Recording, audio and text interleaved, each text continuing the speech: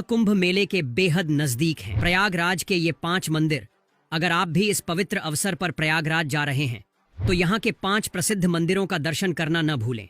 ये मंदिर न केवल धार्मिक दृष्टि से महत्वपूर्ण है बल्कि ऐतिहासिक और सांस्कृतिक दृष्टि से भी बेहद महत्वपूर्ण है। यह जानना बेहद जरूरी है कि स्नान के बाद आप कहां-कहां के मंदिरों के दर्शन कर सकते हैं।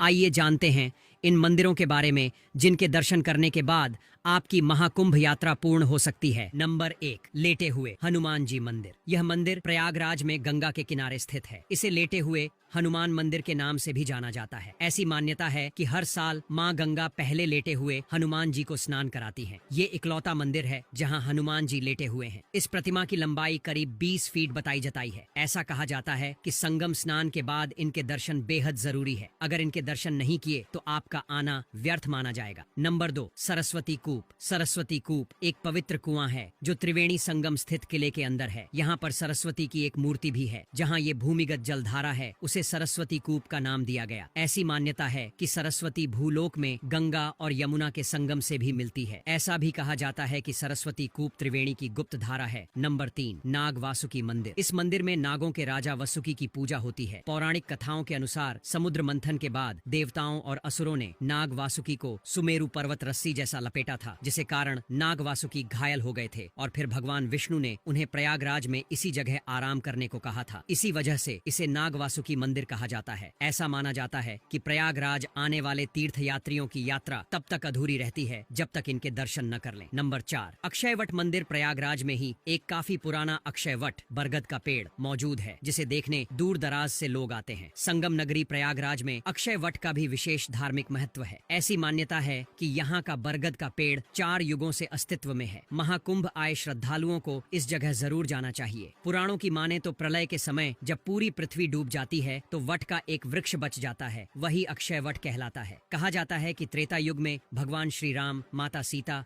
और भाई लक्ष्मण यहाँ आए थे और इस पेड़ के नीचे विश्राम किया था, इसलिए आप यहाँ पर दर्शन के लिए आ सकते हैं। नंबर 5, पातालपुरी मंदिर। पातालपुरी मंदिर में भगवान शिव अपनी अर्धनारीश्वर रूप में हैं और यहाँ पर तीर्थों के राजा प्रयागराज की मूर्ति भी स्थापित है। इस मंदिर में एक अनंत ज्योति भी जलती रहती है जो भगवान शनि को समर्पित है। यह ज्योति 12 महीने तक जलती रहती है। यह मंदिर महाकुंभ के दौरान तीर्थ यात्रियों के लिए महत्वपूर्ण स्थल बन जाता है। नंबर 6, अलोपी मंदिर। मां दुर्गा के कई रूप हैं जिनके दर्शन के लिए शक्तिपीठ मंदिरों में भीड़ लगी रहती है। देवी के इन्हीं मंदिरों में एक पीठ संगम नगरी में मौजूद है। यहाँ मां दुर्गा की मूर्ति रूप में पूजा नहीं होती बल्कि यहाँ एक चुनरी में लिपटे एक पालने की पूजा होती है। यहाँ मां दुर्गा को अलोप शंकरी देवी के रूप में जाना जाता है। ऐसा कहा जाता है कि मां सती के